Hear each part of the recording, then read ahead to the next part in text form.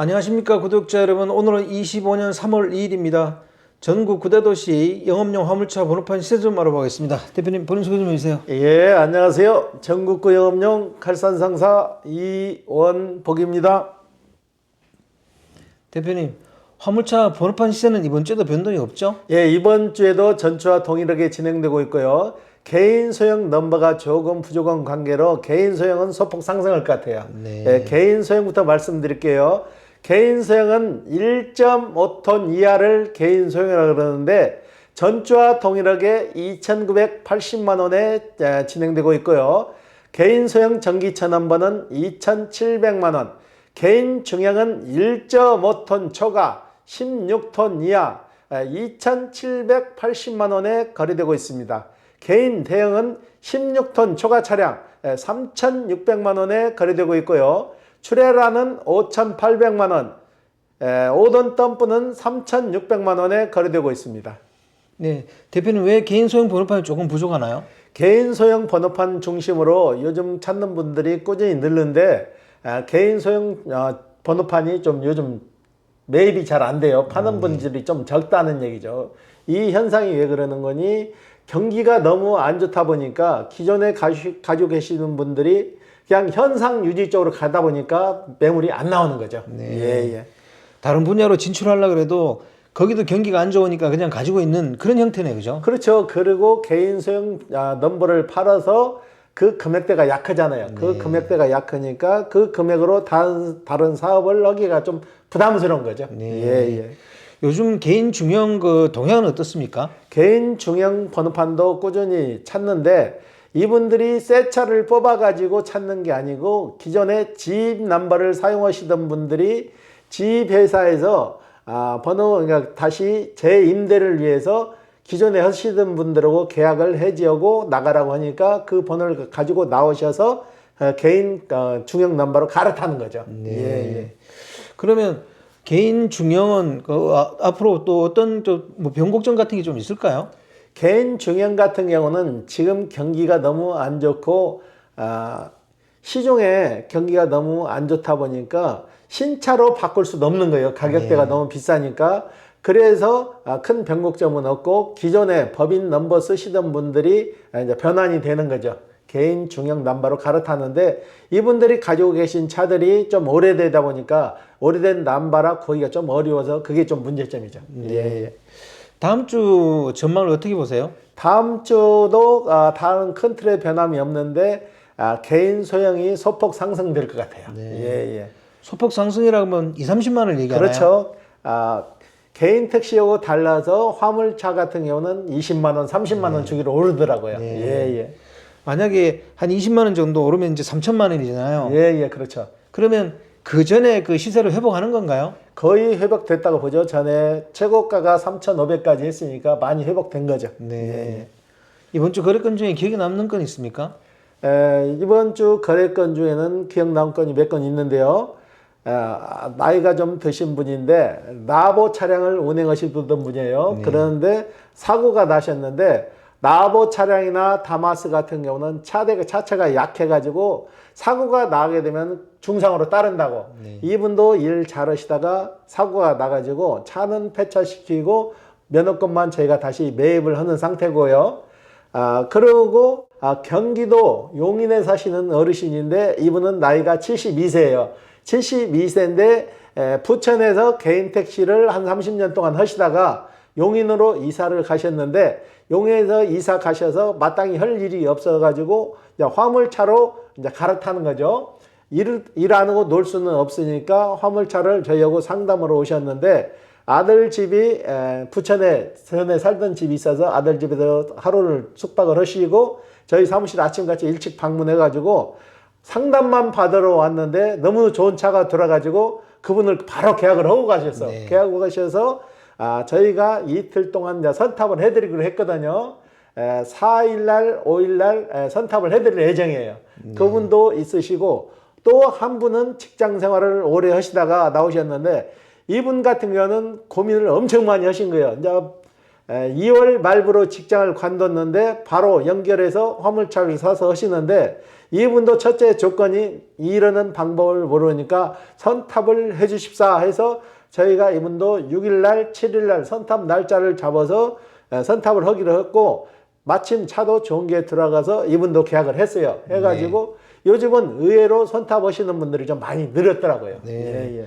선탑하는 건 정말 바람직한 것 같아요. 그렇죠. 본인이 해보지 않은 일을 시작하니까 겁먹지 말고 선탑 제도를 활용하셔가지고 선탑하고 본인 적성에 맞으면 하시는 거고 본인 적성에 맞지 않으면 일찍 안 하시는 것도 어떤 면에는 좋은 방법이죠. 예. 대표님이 얘기하신 분들은 다 1톤 카고로 차량을 계약했나요? 예, 요즘은 전에 같은 경우는 벤 종류를 선호하셔가지고 벤 쪽으로도 많이 가는데 요즘 오시는 분들은 1톤 차량을 많이 선호하시더라고. 예. 아까 대표님이 라보 얘기하셨잖아요. 예. 요즘 다마스하고 라보로 일하시는 분들도 있어요. 전에 하시던 분들이 계속 지속적으로 이어져서 하시는데 라보 다마스가 이제 단종이 돼서 안 나와요. 그래서 이분들이 바꾸는 게 스타리아 벤으로 많이 바꾸시는 거죠. 예. 그걸로 지금도 영업하시는 분들은 꾸준히 있나 보죠?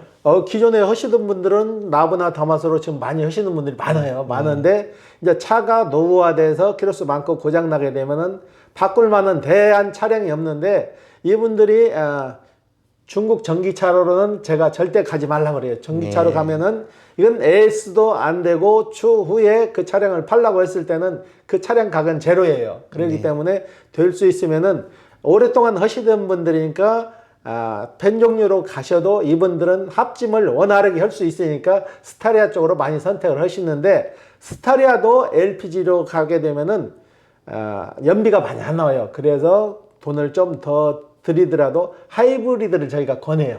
예. 대표님 매매 상사에서도 다마스 라보 물량을 좀 보유하고 있어요? 전에는 저희가 한 20대 가까이 있었는데 이게 지금 단종돼서 안 나오다 보니까 기존 물량을 다 팔고 21년씩 라보 한 대하고 다마스 20년씩 하나 21년씩 하나 세 대 있는 거죠. 그러니까 그만큼 다 나가고 지금 없는 거죠. 예. 대표님 국토교통부가 올해 초부터 경부고속도로에서 화물차 자율주행을 시범 운행하는 것 같아요. 거기에 대해서 설명 좀 해주십시오. 예, 국토교통부에서 자율주행차를 시범 운행하는데 운행 지구가 9곳을 지정해서 지금 시범 운행 중에 있거든요. 근데 이거는 정해진 물류창고에서 물류창고까지 이동하는 거예요. 완전 자율주행 화물차가 아니고 안전관리자가 타가지고 작동은 안 하고 선탑을 해서 움직이는 거죠. 아직까지는 시험 단계죠. 시험 단계고 지금 우리나라 전체 고속도로의 7% 정도에 해당하는 곳에서 운행 중인데 구간은 358km 정도 그 구간 안에서 시험 중에 있어요. 왜 고속도로에서만 이렇게 시범 운행을 할까요? 고속도로에서는 정해진 노선을 일직선으로 해서 쭉 가잖아요. 그래서 고속도로에서 시험주행을 하는 거죠. 택시 같은 경우는 시험주행을 하게 되면 골목까지 들어가야 되니까 택시 같은 경우도 구간을 정해서 그 구간에서만 왔다 갔다 하는데 화물차도 마찬가지예요. 화물차 같은 경우는 특성이 또 틀리잖아요. 짐을 싣고 내리고 해야 되니까 물류창고에서 짐을 자동으로 기사분들이 실어가지고 가는 게 아니고 물류창고에서 다 정해진 물건을 실어가지고 포장을 해서 지정된 물류창고로까지 가면은 거기서 또 하차를 하는 거죠. 그렇기 때문에 아직까지는 시험 단계죠. 이게 자율주행이 완전 정착까지는 아직도 많이 시간이 좀 필요할 것 같아요.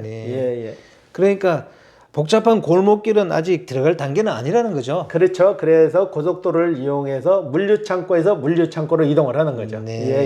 그러고 선탑자가 타가지고 작동은 안 해도 옆에 동석을 해서 운행하는 거죠. 이게 결국은 완전 자율주행차가 아니고 사람이 탑승하는 거네요. 근데 완전 자율주행차라는 것은 사람이 타지 않고 그 상태까지 가려면은 아직 개발을 좀 더 많이 해야 되는 거죠. 저는 앞으로 자율주행차가 이런 형태가 되지 않을까 싶어요. 자율주행을 하되 사람은 타고 있는 거 이런 형태가 될 것 같아요. 그러니까 사람이 자율주행 차를 하게 되면은 사람이 야간 시간대 같은 경우는 굉장히 힘들잖아요. 네. 주간에 잠 안 자고 간다는 게 고통이잖아요. 네. 그런데 만약에 자율주행 차가 간다고 하게 되면은 그 기사분이 선탑을 해서 잘 수도 있잖아요. 잘 수도 있어 자율주행으로 다 주행을 하니까 그래도 피로감이 좀 덜해지겠죠. 네. 예, 예. 화물차 자율주행이 시작되면은 화물 하시는 분들에게 어떤 영향이 있을까요? 아무래도 지금 같은 경우는 정해진 금액에서 움직여가지고 주선사 오다로 움직였는데 그런 과정이 좀 없어지겠죠. 정해진 요금을 받고 정해진 구간으로 물류에서 물류로 움직이는 선진화 시스템으로 이제 바뀌겠죠. 예, 예. 화물차 자율주행이 된다 그래도 화물 기사님들 일자리는 뭐 걱정 안 해도 되잖아요. 그러면요, 이분들이 자율주행으로 100% 가는 게 아니고 기사분이 선탑을 해서 옆에서 안전관리자로 해서 같이 운행할 수 있게끔 시스템이 만들어질 거예요. 네. 예, 예. 근데 국토교통부에서 이렇게 화물차 자율주행을 시범 운행하는 이유는 뭘까요? 앞으로 미래 산업을 내다보는 거죠. 앞으로는 자율주행으로 화물차나 택시나 언젠가는 그쪽으로 가야 되니까 지금은 시험 단계를 거쳐서 정착 단계까지는 이제 수많은 시행착오가 있어서 거기에 관련된 법이 다 개정이 되면 이제 언젠가는 그리 가겠죠. 네. 예. 어떤 분들은 개인 택시 뭐 아니면 그 택시 이런 자율주행보다 화물 운송 분야가 자율주행이 더 빨리 진행될 것 같다 그런 얘기 하시는 분도 있거든요. 대표님은 거기에 대해서 어떻게 보세요? 이 제일 큰 문제는 자율주행을 하더라도 물건을 상하차 문제가 있잖아요. 네. 상하차 문제가 해결되고 그렇게 되면은 택시보다도 화물이 더 빠를 수가 있죠. 네. 화물은 단순하잖아요. 목적지에서 물류창고에서 물류창고로만 가는 걸로 진행한다면 빠르죠. 진행 속도가. 예, 예. 그렇더라도 물류창고에서 소비자 집까지 배달하는 거는 자율주행으로 하기는 어렵잖아요. 그거는 이루어질 수가 없는 거고 물류창고에서 소비자 집까지 배송하는 거는 라스트 마일이라고 해가지고 일일이 기사분들이 물건을 선적해서 배달하는 관계하고는 또 틀린 거죠. 네. 예, 예. 그러니까 자율주행이 나오더라도 화물차 분야에서는 화물 기사님들은 신경 안 써도 된다는 거네요. 그렇게 크게 신경 안 써도 일자리는 그대로 가지고 갈 수 있을 거예요. 그런데 지금 화물 기사분님들 자율주행 차가 나오든 지금 현 차량으로 일을 하든 수입이 안 된다는 그 자체가 문제죠. 네. 오늘 인터뷰 감사드립니다. 예. 네, 구독자 여러분, 오늘은 25년 3월 2일입니다. 개인 소형 번호판이 조금 부족해서 다음 주에 소폭 상승할 것 같다는 대표님 얘기가 있었고요. 화물차 분야에서 자율주행을 국토부에서 시범 운행한다 그러는데 일하시는 화물 기사님들한테는 큰 영향이 없을 것 같습니다. 자, 호화제는 다음 주에 또 다른 주제로 구독자 여러분 찾아뵙겠습니다. 안녕히 계십시오. 호호 아지였습니다.